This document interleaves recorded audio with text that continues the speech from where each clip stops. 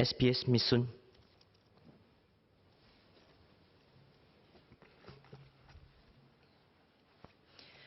Mr. Deputy Speaker, I thank members who have spoken and for expressing their strong support for the bill. Members have raised many pertinent points on the importance of enhancing the fire safety of buildings and strengthening SCDF's regulatory and enforcement powers to ensure that the fire safety regime continues to stay robust and effective for a safer Singapore. I will first respond to the comments pertaining to the amendments to the Fire Safety Act, namely, tighter regulatory control over the supply chain for regulated fire safety products, appointment of third-party officers, and fire safety at public and industrial buildings. I will then discuss the various suggestions members have made with regard to broader issues relating to fire safety. First, on the topic of tightening regulatory control over the supply chain of regulated fire safety products. Mr. Patrick Tay and Mr. Christopher D'Souza asked about the roles and responsibilities of the supply chain actors and whether the tighter control would increase cost to the industry and building owners. I had earlier spoken on who the supply chain actors are and their respective roles. SCDF has consulted the affected stakeholders and has worked with them to ensure that the due diligence actions required of them are reasonable and practicable. In our view, these actions are not onerous and ought to be done even without the amendments to the Fire Safety Act. For example, certification bodies that certify regulated fire safety products should independently check the validity of the test reports submitted by the suppliers before issuing any certificate of conformity. The amendments serve to crystallize these responsibilities in law and to allow SCDF to take non-compliant parties to task. Dr. Chia asked about the audit regime for buildings. SCDF regularly audits and inspects buildings to check that their fire protection systems are in proper working order. If the systems are faulty, SCDF will not renew the building's fire certificate and the building cannot continue to be occupied. With the proposed amendments, in addition to non-renewal of the fire certificates, SCDF will have the power to require regulated fire safety products to be tested and for rectification action to be taken for use of non-compliant products. Mr. D'Souza also asked if we are enhancing the standards on the processes involving regulated fire safety products. Indeed, we are. For example, SCDF will henceforth require samples of cladding from each project site to be tested, over and above the current annual tests conducted on samples obtained from the warehouses. This ensures that the cladding panels installed at each building are compliant. On this note, I will also address Ms. Sylvia Lim's question on how SCDF had assisted the building owners who were required to rectify the non-compliant claddings arising from the Toh Guan fire. SCDF had worked closely with them in their planning for the rectification works and ensured that in the interim, fire safety is not compromised. Some building owners requested for more time to complete their rectifications. Where possible, SCDF had accommodated but imposed conditions such as more frequent fire safety checks to ensure that their fire protection systems are in working order. Arising from the Toh Guan fire case, other than the cases I just mentioned, there are no other cases ongoing at the moment. Several members spoke about the appointment of third-party officers to carry out enforcement tasks on behalf of SCDF. While most support the move to outsource these tasks, some questions were raised on the selection and training of these third-party officers, as well as the safeguards to prevent potential abuses of power and misbehaviors. This move is intended to allow SCDF to focus its limited resources on higher risk areas so as to bring about better overall fire safety outcomes. While some inspections and enforcement tasks may be outsourced, I would like to assure members that SCDF will maintain strong oversight over the work done by these appointed third-party officers. First, only simple checks will be outsourced, such as checking for any obstruction to escape routes and that emergency lights are in working order. As I mentioned in my earlier speech, there are about 2,000 such inspections annually. At the onset, these third-party officers will only be able to exercise powers limited to evidence collection and in straightforward cases such as obstructions of fire escape routes, empowered to make enforcement decisions, including the issuance of fire hazard abatement notices. Until we are confident that these officers are competent in their duties, SCDF will continue to issue composition notices and collect fines. And as I mentioned earlier, SCDF is looking to start with a small team of around 5 third-party officers. Second, the third-party officers will be selected carefully. SCDF will specify the skills and expertise required and consider past experience in public regulatory and enforcement work favorably. I note Mr. Melvin Yong's point on the availability of experienced officers in the labour movement, and SCDF can certainly consider them. SCDF will also conduct training for the third-party vendor and will also be responsible for setting and administering the assessment of these officers. Only officers who meet SCDF's requirements will be appointed. Third, we have in place safeguards against potential misbehaviours. The appointed third-party officers will be required to don SCDF-approved uniforms and to display SCDF-issued authority cards while on duty. Similar to outsourced inspection officers from NEA, LTA and MOM, they will also be required to use body-worn cameras when on duty. The cameras will allow SCDF to investigate any allegations of misbehaviour. To Mr. Louis Ng's question on the reporting mechanism for these officers, SCDF will require them to report to SCDF headquarters at the start and the end of their duty to ensure that they are in proper bearing and to check that they have performed their duties properly. Engineer Dr. Lee Biwa asked about audits. SCDF will conduct random audit checks on these appointed third-party officers to ensure that they are professional in their discharge of duties. In addition, the appointed third-party officers will be deemed as public servants for the purposes of the Penal Code. They will be expected to perform at the standards required of all public servants and be held similarly liable for breaching their public duties. Any person who has been issued with an enforcement notice may appeal to the SCDF. Upon review, if the decision made by the third-party officer is assessed to be wrong, SCDF may modify or withdraw the enforcement action that has been made.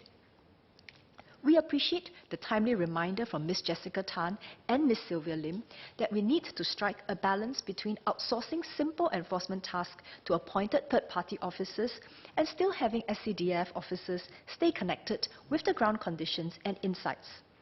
We will ensure that our officers continue to walk the ground and keep a finger on the pulse of the situation. I will now address the comments relating to the proposed power for SCDF to require building owners to install fire safety measures. Several members spoke about the need to balance between ensuring fire safety standards of the buildings and taking a practical approach to help building owners manage the costs. As mentioned in my earlier speech, we are acutely aware of the cost implications on building owners. SCDF will adopt a calibrated and risk-based approach in identifying buildings for mandatory fire safety upgrades.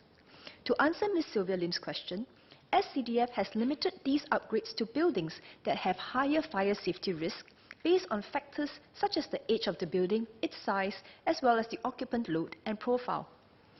Even within this group, building owners will not have to undertake the full suite of upgrades to meet the prevailing fire code requirements, but only install selected critical fire safety measures. This will help building owners manage costs. For example, Only healthcare institutions will be required to have at least 2 compartmented rooms on each floor, as highlighted by Dr. Chia. Healthcare institutions have a high concentration of persons with mobility issues, complicating the safe evacuation of all persons out of the building during a fire. These compartmented rooms can serve as safe shelters for those who are unable to evacuate out of the building while awaiting the arrival of help. We recognize that persons with disabilities and the elderly may also be present at commercial buildings, but they are usually not in high concentration and can be evacuated out of the building with the help of other able-bodied persons. Furthermore, these buildings are equipped with fire lifts, which can be used to evacuate persons with mobility issues. Requiring the installation of compartmented rooms in these other buildings may therefore impose unnecessary costs on the building owners. Engineer Dr. Lee Biwa, Mr. Melvin Yong, and Mr. Christopher D'Souza asked how SCDF will help building owners with these upgrades, and how much time will be given for them to comply with the requirements. We are mindful that these are occupied buildings and the costs involved can be high if the upgrades required are extensive. We are also conscious of the fact that there may be constraints such as costs and site limitations when carrying out upgrading works. SCDF will work with the building owners to assess the time frame for compliance on a case-by-case basis and are prepared to give building owners up to 2 years to comply with the requirements. SCDF is also prepared to exercise flexibility to help the building owners meet the requirements. For example, building owners may engage a fire safety engineer to propose alternative solutions to address fire safety risk. If more time is required, building owners may also request for a timeline extension. And if there is a definite plan for sale or redevelopment in the immediate future, SCDF may consider waiving the requirements. To mitigate the risk in the interim, building owners may be required to undertake other measures, such as conducting more fire drills. Dr. Chia spoke on the need to ensure fire safety of buildings and appealed to SCDF to adhere to its high standards. Indeed, the public safety is not something we will take lightly. As much as SCDF wants to be flexible and accommodating to the building owners, we assure members that SCDF scrutinizes all proposals and alternative solutions carefully to ensure that fire safety standards are maintained. Ms. Joan Pereira asked whether this new power will be used to address the problem of rubbish chute fires. Rubbish chute fires are typically minor, and given the enclosed area where the fire is, has less risk of spreading and a lower threat to human life. In fact, such fires can be easily put out by members of the public. I'm heartened to share that in 2018, about 25% of such fires were successfully extinguished by alert members of the public. We will continue to educate members of public on how to avoid and put out such fires, and we will take action against culprits that cause them. Ms. Jessica Tan has rightly pointed out that other than the requisite fire safety measures for all buildings, it is also necessary for building owners to be prepared to deal with fire emergencies, such as having fire evacuation plans. That is why SCDF requires public buildings to put in place certain emergency preparedness measures to ensure a high level of readiness amongst the occupants to respond and evacuate in the event of a fire. The measures include an emergency response plan that serves as a contingency plan for fire emergencies, such as an evacuation plan, and the appointment of a fire safety manager to help the building owner ensure a fire-safe environment. As Mr. D'Souza has highlighted, the definition of public building will be amended to refer to any building to which access to the public or a section of the public is allowed. This means that the overcrowding of buildings, such as places of worship and schools, will constitute a fire hazard, and SCDF is empowered to take action to rectify the situation. The definition will also make it clear that even if a building is open to only a specific group of people, it will still be deemed a public building. We have engaged the building owners who are affected by this amendment, and notification letters will be sent after the new law kicks in. We will also work closely with the building owners to implement these measures for the safety of the occupants. Let me now move on to fire safety at residential premises. Members have provided several suggestions on improving the fire safety of residential premises, including the installation of sprinkler systems, fire-rated doors, smoke detectors, and central fire alarm systems. Indeed, these are useful fire safety measures that can help prevent the spread of fires or enable early evacuation of residents.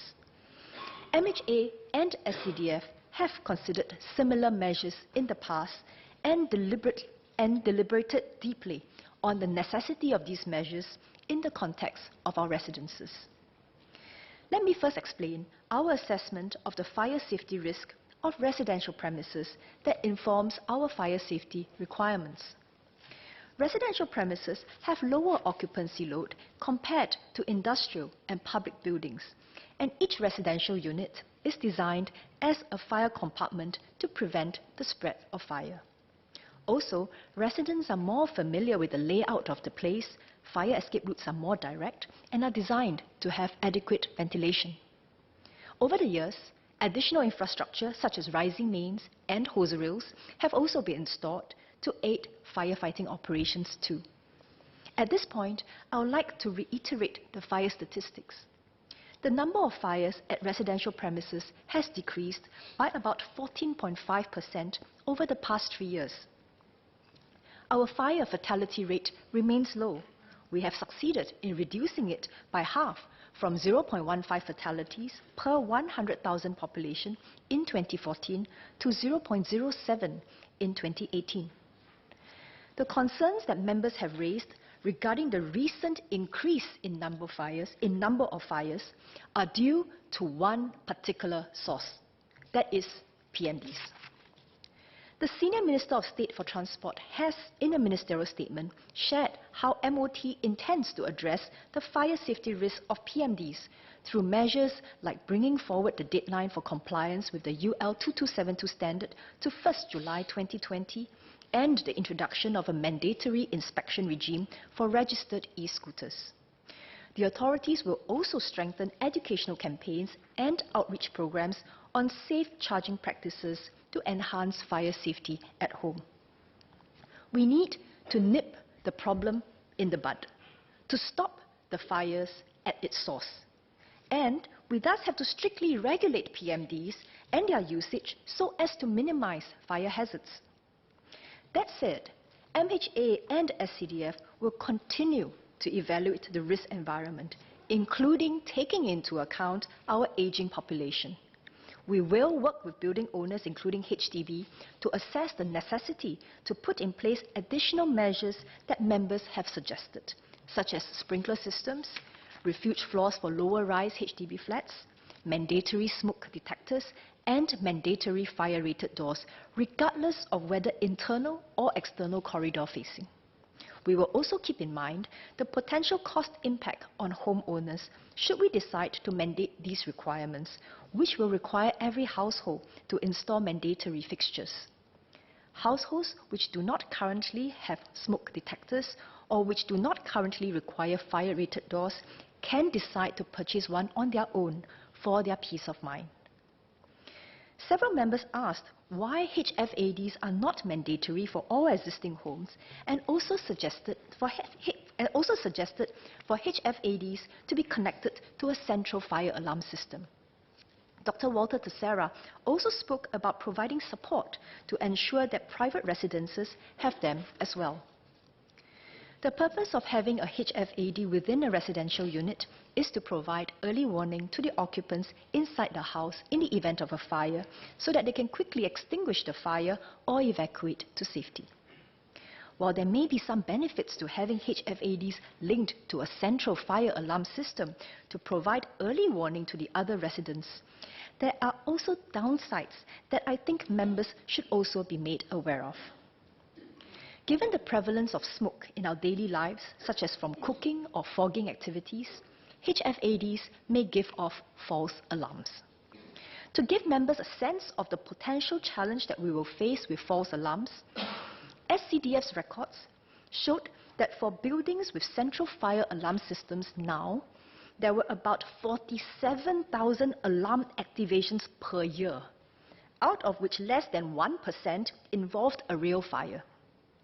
If many HFADs are connected to a central fire alarm system, the high frequency of false alarms may cause undue stress and disturbance to the residents.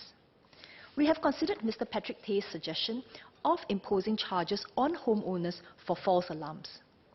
While it may encourage greater care from the homeowners to minimize false alarms, it may also drive other forms of behavior, such as disconnecting the HFAD from the central fire alarm system, or to completely remove them so as to avoid false alarms. This would then defeat the purpose of having HFADs in the first place. So a balanced approach has to be taken. False alarms could be due to reasons such as non-maintenance of the central fire alarm system, failure of the building owner to request for the alarm system to be temporarily disconnected before engaging in fogging activities, or just simply prank actions by some ill-intentioned persons. Regardless, regular citizens are affected. While we're not mandating that all existing homeowners install HFADs in their homes at this point, we strongly encourage our residents to do so. To Ms. Joan Pereira's question on whether there is a list of approved HFADs, we do not endorse any particular model, but we recommend that homeowners purchase HFADs with built-in batteries that can last up to 10 years. Some of these HFAD suppliers are listed on SCDF's website. As Ms. Irene Quay had highlighted, to support the needy, SCDF is working with HDB and the People's Association to install HFADs for existing flats under the public rental scheme for free. This comes up to about 60,000 flats. Installation in existing flats requires the permission of flat dwellers, and so far, 12,000 households have taken up the installation after 1 year of implementation. We will continue to encourage eligible households to come on board this scheme. Ms. Anthea Ong had also pointed out that households with hearing-impaired occupants will not be alerted by the typical HFADs, which gives off an audio alarm. To cater to their needs, we will provide these households with HFADs that give visual alerts instead. MHA will also study the need to expand the assistance scheme to broader groups of families and will work with relevant stakeholders to do so. Some members also commented on the need for fire extinguishers, fire blankets, and certified smoke detectors to be made more accessible and affordable, and proposed for these to be equipped in all homes. While these are not mandatory, we strongly recommend for homeowners to have them at home. Fire extinguishers, for instance, can be purchased at hardware shops in the malls. To Mr. Patrick Tay's question on how the general public can ensure that they are purchasing the right type of extinguisher for their needs, SCDF's website currently includes material on the types of extinguishers and a link to a list of companies registered to perform servicing and maintenance of fire extinguishers. Ms. Quay also suggested for a fire safety checklist to be considered for homes. We will take these suggestions into consideration. Mr. Gan Thiam Poh spoke about the fire safety risk arising from hoarding and cluttering of common areas at residential premises. Mr. Goh also raised this point in light of our aging population. SCDF works closely with HDB and the town councils to address these problems. When SCDF receives feedback on hoarding in homes or the presence of cluttering which may constitute a fire hazard, SCDF will notify HDB or the relevant town council and will work with them to rectify the situation as soon as possible. In particular, town councils are responsible for the management of the local common areas, and they are empowered to take action against recalcitrant offenders. Ms. Joan Pereira asked how prepared we are to deal with fires in high-rise residential buildings and how SCDF can work with grassroots organizations in raising public awareness of fire safety. Indeed, taller buildings present greater challenges for firefighting operations. And this is why the fire code requires super high-rise residential buildings with more than 40 stories, to have refuge floors or temporary holding spaces. These refuge floors serve as safe shelters for evacuees. In addition, such buildings are required to have at least 2 fire lifts compared to only 1 fire lift in most high-rise buildings. Fire lifts can be manually operated by the firefighters and can be used to facilitate the evacuation of the less abled and the elderly. This addresses questions raised by Ms. Anthea Ong and Dr. Chia. To address Ms. Pereira's point about working with grassroots organizations, SCDF does work closely with the grassroots leaders on the community emergency and engagement communities and the community emergency response teams so that they are familiar with the fire safety facilities and are able to facilitate evacuation. Several members have also spoken on the recent spate of fires involving personal mobility devices, or PMDs, and the need to enhance the fire safety requirements for such devices. As I briefly mentioned earlier, Senior Minister of State for Transport had spoken about MOT's and LTA's plans to bring forward the deadline for compliance with UL 2272 standard to 1st July 2020. MOT is also planning for incentives to encourage the replacement and disposal of non-certified PMDs, which have been found to be involved in most, if not all, of the recent spate of PMD fires. I strongly encourage PMD users to switch to UL 2272 certified products as soon as possible, even before the deadline, as the required standard has in place some measures to better safeguard fire safety, such as a system for power supply to be cut off once the battery is fully charged. As for what PMD owners can do to prevent fires, we encourage users to adopt good fire safety habits, such as regularly inspecting batteries for signs of damage and corrosion, and to avoid leaving charging devices unattended for an extended period of time. We will continue to work with LTA to educate the public on good fire safety habits. I would like to take this opportunity to remind PMD users to be vigilant when charging their devices, not to charge their devices or batteries near combustible materials or along escape paths, and not to leave their charging devices unattended for an extended period of time. Other than reviewing and strengthening our laws to ensure the robustness of our fire safety regime, I agree with Ms. Anthea Ong that we must harness the power of the community. It is important to focus our efforts in public education and community involvement to instill good fire safety habits and to help us become a fire-safe community. Ms. Pereira, Mr. Gan, Mr. D'Souza, Mr. Teixeira, and Ms. Anthea Ong have also touched on the need for public education in their speeches. SCDF engages residents during its regular community roadshows and post-fire door-to-door engagement sessions to share fire prevention tips and what to do in the event of a fire. SCDF also leverages these community engagement platforms to encourage members of the public to step up as community responders to deal with small fires in the neighborhood. Mr. D'Souza asked about the MyResponder app. I'm pleased to share that the number of registrations on the MyResponder app has increased over the years, going up by 75% in 2018.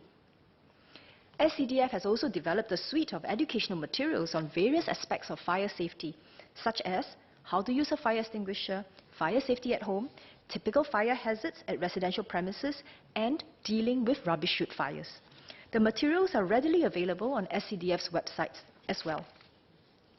At the local community level, SCDF also works closely with grassroots organizations on community outreach events.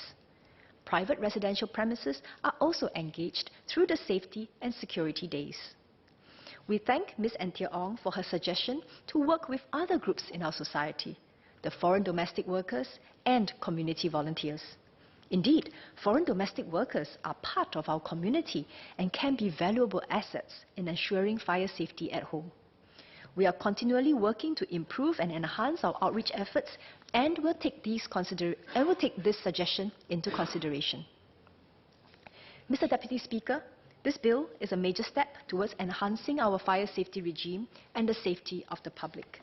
I thank members for their strong support and for the suggestions raised today.